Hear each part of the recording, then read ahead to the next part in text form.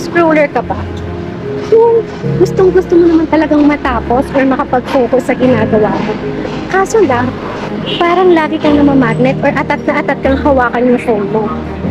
Or maybe, ikaw naman yung tao na may nasimulan ka na, kaso, napakabilis mo namang ma-distract.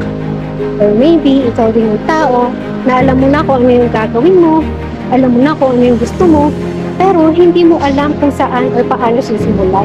Guys, I made something for you. So, story time lang. Alam nyo ba, way back 2022, sobrang dami kong biniling libro. 5 books yun. And out of 5 books, isa lang ang natapos ko. And alam nyo kung kailan ko lang natapos? Last month. And it's 2026, guys. So, 4 years, nahawak ko yung mga libro. Isa lang yung natapos ko. Imagine. Tapos, lagi ko pang sinasabi na gusto kong magbago yung buhay ko. Na gusto kong maging milyonaryo, mga ganyan. Pero, stuck ako. And yung book na kakatapos ko lang recently is The Atomic Habits.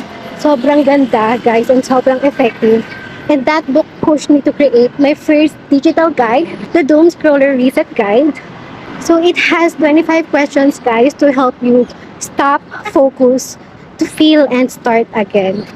So, guys, I created it for you to help you. So hopefully, if you are in your 20s or 30s, as early as now, guys, let's be productive and efficient. Huwag na tayong mag-aaksaya ng another year para lang magbago. Guys, hindi na tayo pabata. And as young as possible, guys, let's start early. So, yeah, go and grab the guide. You can just comment reset and comment section, or you can message me so I can send you how to get the copy.